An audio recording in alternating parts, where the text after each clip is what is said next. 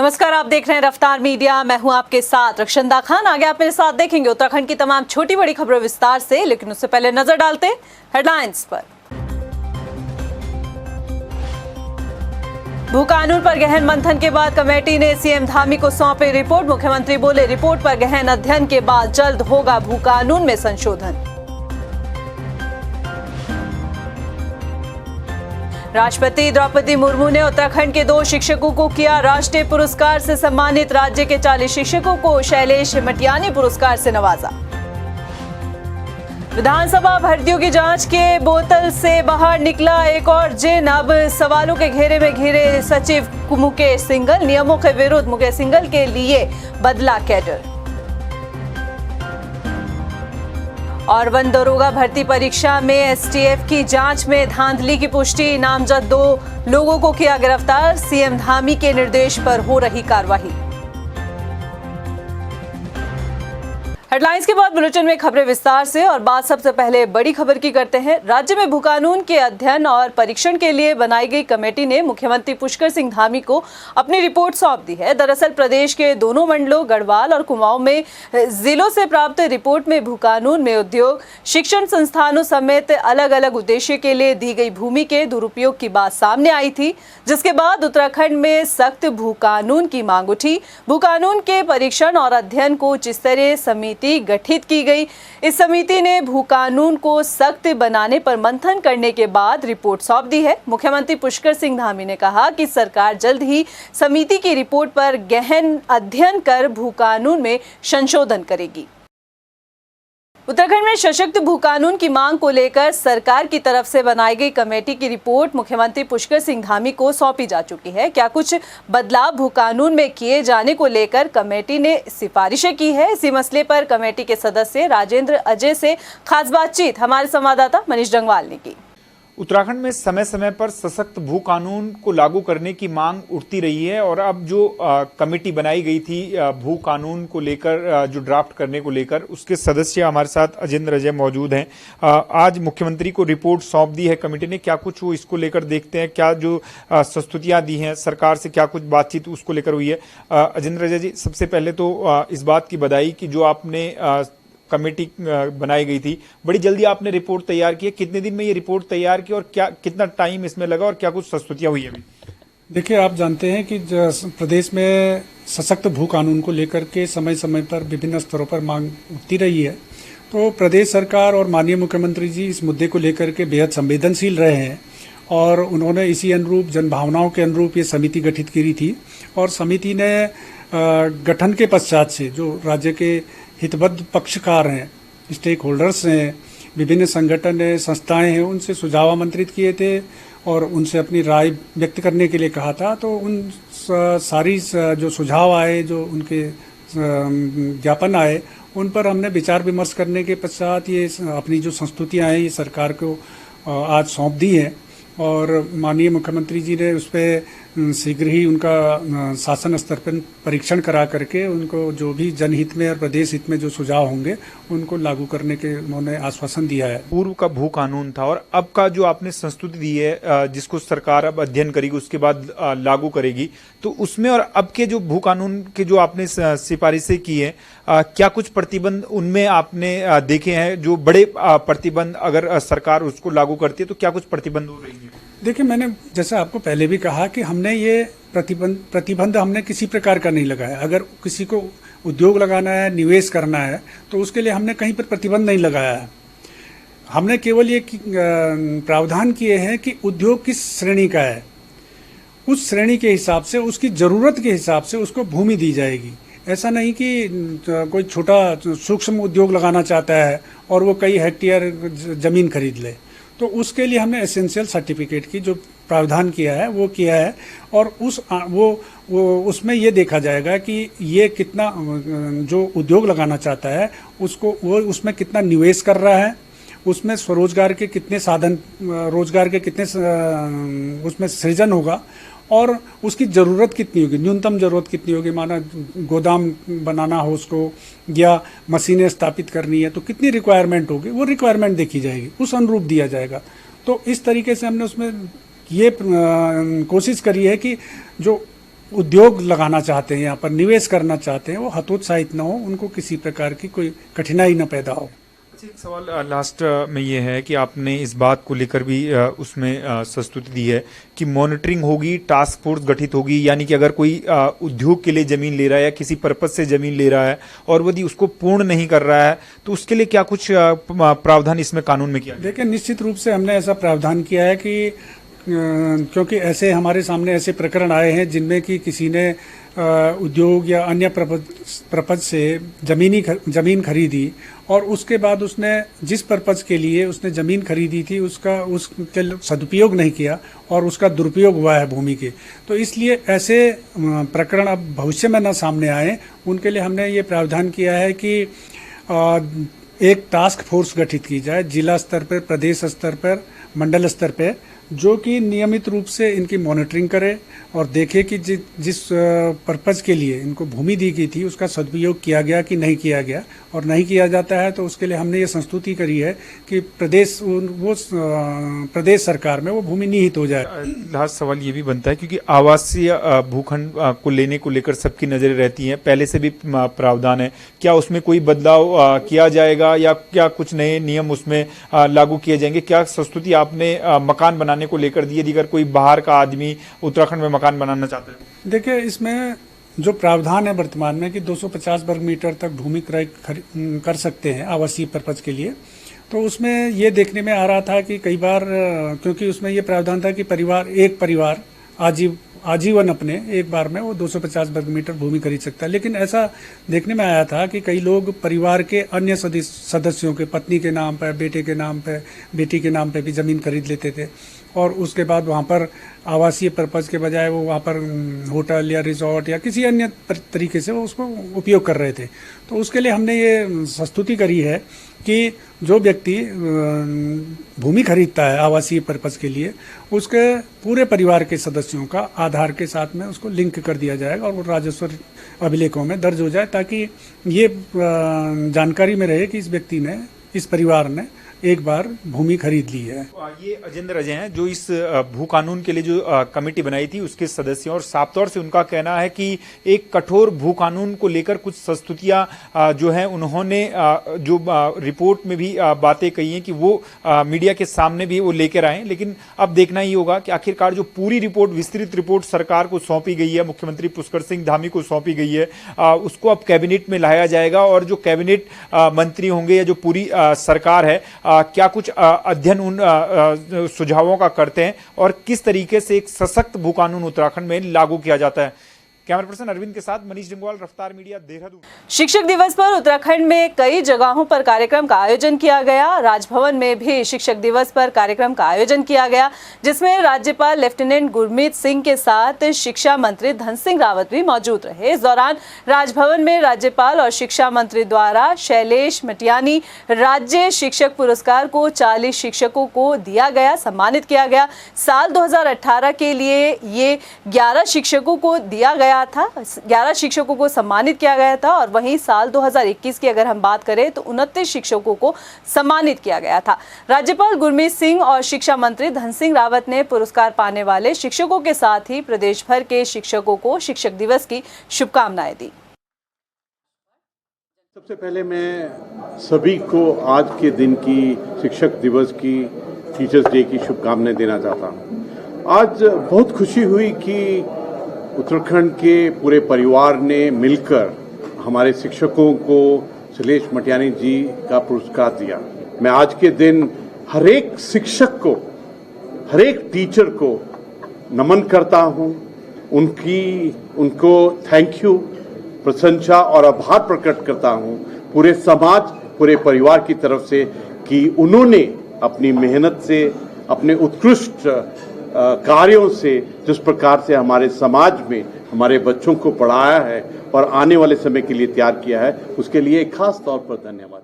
आज मैं सभी शिक्षकों को बधाई देना चाहता हूं कि आज शिक्षक दिवस पे उत्तराखंड सरकार के द्वारा हर विद्यालय में, हर ब्लॉक स्तर पे, हर जिला मुख्यालय में और प्रदेश मुख्यालय पे आज हम लोगों ने उन शिक्षकों को सम्मान किया है जिन्होंने अपने अपने विद्यालय में या अपने अपने ब्लॉक में या अपने अपने ज़िले में या अपने अपने प्रदेश में बहुत अच्छा उत्कृष्ट काम किया है। आज उन सारे शिक्षकों को सम्मान किया गया है और मैं अपनी ओर से, सरकार की ओर से, शिक्षा मंत्रालय की ओर से और मुख्यमंत्री जी की ओर से सबको बधाई देना चाहता हूँ। शिक्षक दिवस पर चंपावत जिले में उत्कृष्ट कार्य करने वाले 28 शिक्षकों को डीएम नरेंद्र सिंह भंडारी ने सम्मानित किया। मुख्य शिक्षा अधिकारी जितेंद्र सक्सेना ने बताया कि कार्यक्रम में जनपद स्तर के राजकीय उच्च स्तर माध्यमिक विद्यालय के 11, इंटर कॉलेज के 5 और प्राथमिक विद्यालय के 12 शिक्षकों को सम्मानित किया गया है। इस दौरान शिक्षकों ने अपने अपने अनुभवों को साझा भी किया। साथ ही विद्यालय स्तर पर छात्र संख्या बढ़ाने, शैक्षिक गतिविधियों को बढ़ाने जैसे कई बिंदुओं पर चर्चा की। जो हमारे हर ब्लॉक से 7 टीचर्स 28 टीचर को सम्मानित किया गया है और हम चाहते हैं कि जो उनके द्वारा प्रदर्शन किया जा रहा है वैसे ही बाकी टीचर्स भी मोटिवेट हों। तो हम इसके लिए एक पोर्टल भी बनाएंगे जिसमें जो हमारे जनपद में अभिनव प्रयास किए जा रहे हैं वो सब बाकी टीचर्स भी उससे सीख लें और ताकि पूरे जनपद में शिक्षा का उच्च लेवल जो है बढ़ाया जा सके। जनपद चंपावत के 28 शिक्षकों को जिलाधिकारी महोदय के द्वारा सम्मानित किया गया है। उनको प्रशस्ति पत्र और मोमेंटो विद्यालयी शिक्षा एवं समग्र शिक्षा के सौजन्य से प्रदान किए गए हैं। डीएम साहब ने हम लोगों को निर्देशित किया है कि जो विद्यालय और शिक्षक उत्कृष्ट कार्य कर रहे हैं, उत्कृष्ट प्रदर्शन कर रहे हैं, उनको पुरस्कृत किया जाए, उनको सम्मानित किया जाए। हरिद्वार में कांग्रेस नेता हरपाल साथी के साथ 100 से ज्यादा लोगों ने भाजपा का दामन थाम लिया है। भाजपा प्रदेश मुख्यालय में प्रदेश अध्यक्ष महेंद्र भट्ट और पूर्व मुख्यमंत्री और हरिद्वार सांसद डॉक्टर रमेश पोखरियाल निशंक ने भाजपा की ने सदस्यता दिलाई। मुझे इस बात की खुशी है कि वो जहां गए वहां सूद ब्याज सहित आज लौट करके वापस आ रहे हैं। पूरा कुआं लेकर के उधर से इधर आ रहे हैं। ये आपको आज हम लोग आपके स्वागत के लिए यहाँ पर हैं। निशंक जी एवं अपने प्रजापति शोभाराम जी एवं सैनी साहब सब लोगों का मैं हृदय से स्वागत करता हूँ। यहाँ हम रुकते हैं छोटे से ब्रेक ले, जल्द हाजिर होंगे कुछ और खबरों के साथ।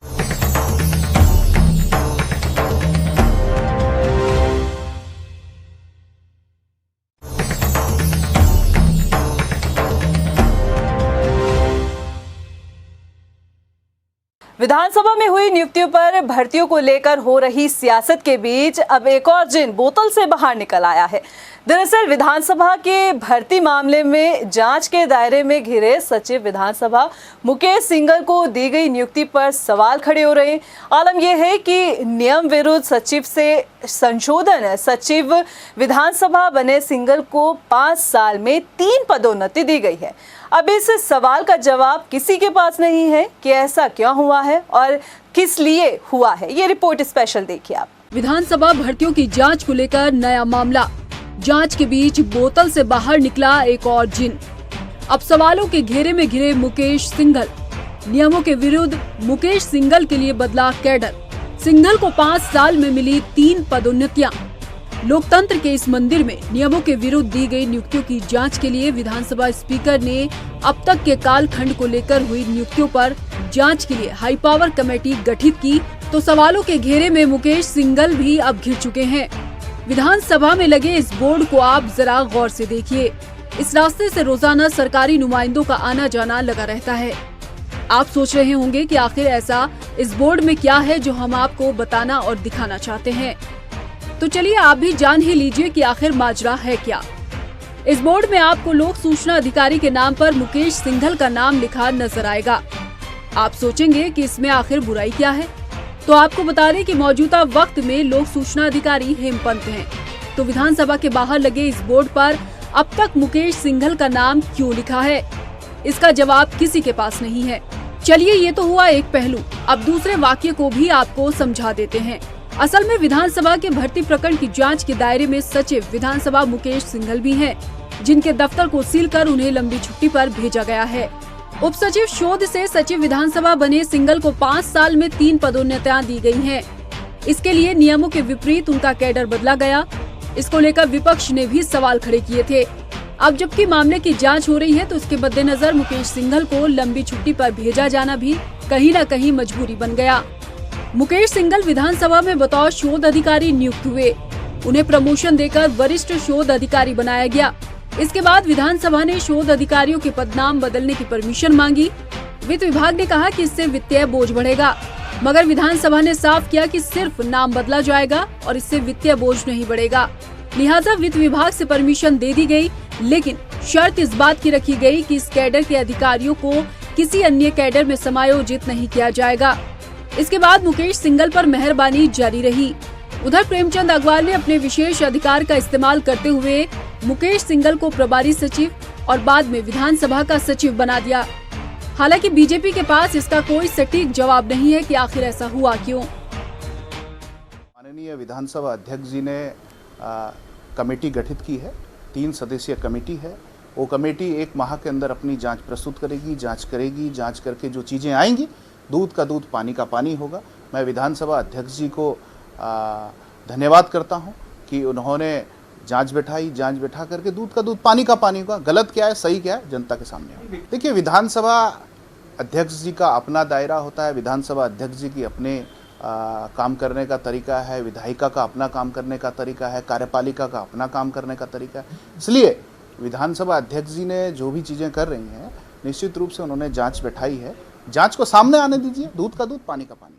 उत्तराखंड विधानसभा इन दिनों खासी चर्चा में है और ये वही लोकतंत्र का मंदिर है जहां उत्तराखंड के 70 विधायक आकर बैठते हैं और जब विधानसभा सत्र होता है तो अपने क्षेत्र की समस्याएं हों या विकास के रोड मैप को लेकर जो योजनाएं बनती हैं, बजट पास होता है, वो यहीं से होता है। लेकिन जिस तरीके से इस लोकतंत्र के मंदिर में नियमों की अनदेखी कर बैकडोर से लगातार नियुक्तियां राज्य गठन के बाद से होती आई हैं, उसके बाद कहीं ना कहीं विधानसभा इन दिनों सवालों के घेरे में है। लेकिन एक बोर्ड हम आपको दिखाना चाहेंगे जो कहीं ना कहीं बहुत बड़ा सवाल यहां पर खड़ा करता है। काफ़ी बड़ा ये क्वेश्चन मार्क यहां पर उत्तराखंड विधानसभा को लेकर भी है कि आप देख सकते हैं कि सूचना का अधिकार के अंतर्गत उत्तराखंड विधानसभा सचिवालय के पदाधिकारियों की सूची यहां पर दी गई है और लोक सूचना अधिकारी जो है वो मुकेश सिंघल यहां पर वरिष्ठ शोध अधिकारी यहां पर जो है इस बोर्ड में यहां पर दर्शाए गए हैं। और ये बोर्ड पता नहीं कितने सालों पुराना होगा, इसको लेकर भी कोई सटीक जानकारी यहाँ पर विधानसभा के पास नहीं है क्योंकि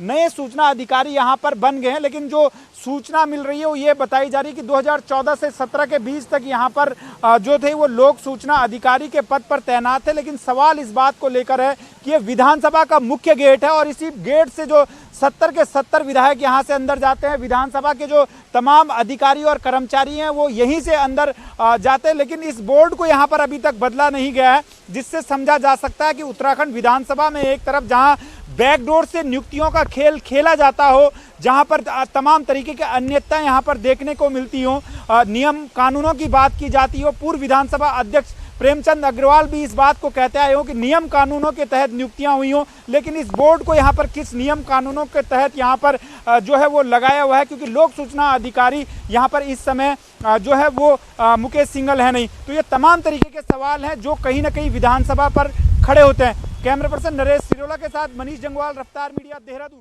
हल्द्वानी नगर निगम में सफाई व्यवस्था चरमा गई है। उत्तरांचल स्वच्छकार समिति के बैनर तले सैकड़ों सफाई कर्मचारी कार्य बहिष्कार पर चले गए हैं। नगर निगम परिसर पर प्रदर्शन करते हुए कर्मचारियों ने नगर निगम पर सफाई कर्मचारियों की अपेक्षा का आरोप लगाया है। सफाई कर्मचारी नेताओं का कहना है कि 6 महीने से 11 सूत्रीय मांगों को लेकर नगर निगम प्रशासन से उनकी लगातार वार्ता हो रही है, लेकिन हर बार आश्वासन देकर नगर निगम प्रशासन कर्मचारियों की अपेक्षा कर रहा है। कर्मचारियों का कहना है कि जब तक उनकी मांगों को पूरा नहीं किया जाएगा तब तक अनिश्चितकालीन कार्य बहिष्कार में रहेंगे। हमारे 11 सूत्रीय मांग पत्र 6 माह से चल रहा था, जिस पर अभी तक वार्ता नहीं करी। रविवार को नगर निगम प्रशासन द्वारा वार्ता की गई थी, लेकिन उसमें भी कोई निष्कासित नहीं निकला, जिसमें सर्वप्रथम जो एक कलंक है हमारे ऊपर सफाई कार्य को ठेका प्रथा बंद कराने का। तत्पश्चात जो शासन द्वारा माननीय मुख्यमंत्री द्वारा आदेश किया गया था कि 500 रुपये प्रतिदिन इनको दिहाड़ी दी जाएगी, लेकिन आज तक वो 10 अप्रैल से आज तक नगर निगम ने हमारा लागू नहीं करा, जिससे क्षुब्ध होकर समस्त कर्मचारी काम बंद, हड़ताल पर है। उधम सिंह नगर में गैस लीक प्रकरण में एक ऐसा मामला सामने आया है जिसने सबको हैरान कर दिया है। दरअसल गैस लीक प्रकरण में चूहे की मौत के बाद चूहे का पोस्टमार्टम करवाया गया है, जो कि चूहे का पोस्टमार्टम गैस लीक का राज खोलेगा। आपको बता दें कि 30 अगस्त को रुद्रपुर में एक कबाड़ के गोदाम में जहरीली गैस रिसाव होने की वजह से प्रशासन सहित 38 लोग की हालत बिगड़ गई थी। उसी दौरान इस जहरीली गैस की चपेट में एक चूहा भी आया था जिसकी मौत हो गई थी। पुलिस ने इस चूहे को सील कर पोस्टमार्टम के लिए बरेली लैब भेजा है। अब चूहे का पोस्टमार्टम गैस लीक का राज खोलेगा।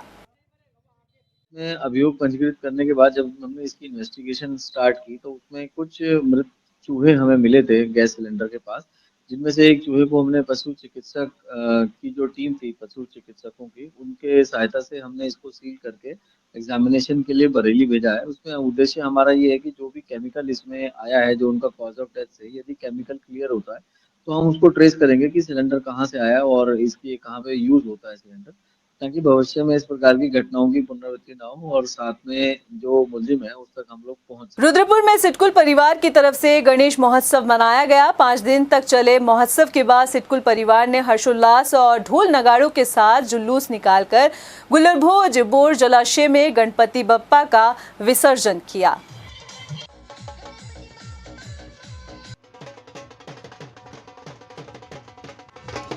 नमस्कार, मैं हूं आपके साथ रक्षंदा खान। बात करेंगे UKSSC की। UKSSC पेपर लीक मामले में हर दिन एक खुलासे के साथ आरोपियों पर भी शिकंजा कसा जा रहा है। अब तक कार्रवाई में STF ने 34 अभियुक्तों को हिरासत में लिया है।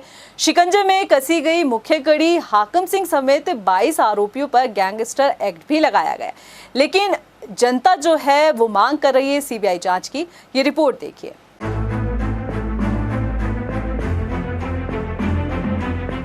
UKSSC पेपर लीक मामला अब तक नहीं सुलझा, लेकिन कई विभागों का घोटाला उजागर हो गया। उत्तराखंड अधीनस्थ चयन आयोग की तरफ से कराई गई UKSSC की भर्ती की जांच की शिकायत जब CM पुष्कर सिंह धामी के पास आई तो उन्होंने भी जांच के आदेश देने में देरी नहीं लगाई। 2 महीने से चल रही STF जांच में जहां अब तक हाकिम सिंह समेत 34 गिरफ्तारियां हो चुकी है, तो सोशल मीडिया पर भी ये मुद्दा जोरों शोरों से छाया हुआ है। युवा भर्ती पेपर लीक मामले के साथ अन्य सरकारी घपले में CBI जांच की मांग कर रहे हैं, तो विपक्ष भी इस मांग पर अड़ा है। हालांकि भर्ती घोटाले को लेकर तमाम खुलासों पर हम आपको स्पेशल रिपोर्ट दिखा और बता चुके हैं कि नकल माफियाओं का नेटवर्क इस पूरी धांधली में कैसे फैला है। आपको ये भी हमने दिखाया कि आयोग के पूर्व अध्यक्ष और सचिव संतोष बडूनी के कार्यकाल में नकल के इस खेल को कैसे अंजाम दिया गया। बावजूद इसके आयोग के पूर्व अध्यक्ष S राजू अभी भी जांच के दायरे से बाहर हैं। हाँ, इतना जरूर है कि पूर्व सचिव संतोष बडूनी पर निलंबन की कार्यवाही जरूर हुई है, मगर इतने भर से बात नहीं बनने वाली। लगातार सोशल मीडिया पर उठ रही CBI जांच की मांग को लेकर सरकार क्या वाकई CBI जांच को मंजूरी देती है, ये देखना होगा। देखना ये भी होगा कि भ्रष्टाचार के खिलाफ अब युवाओं का अगला कदम क्या होगा। ऐसे में जरूरत सिस्टम को सुधारने की है, क्योंकि घुन लगा हमारा सिस्टम इतना सियाह हो चुका है कि भर्ती घपलों में नीचे से लेकर बड़े लेवल के अधिकारी जमकर भ्रष्टाचार के खेल को खेल रहे हैं। हालांकि मुख्यमंत्री पुष्कर सिंह धामी कई बार इस बात का दावा कर चुके हैं कि भ्रष्टाचार को किसी भी कीमत पर बर्दाश्त नहीं किया जाएगा।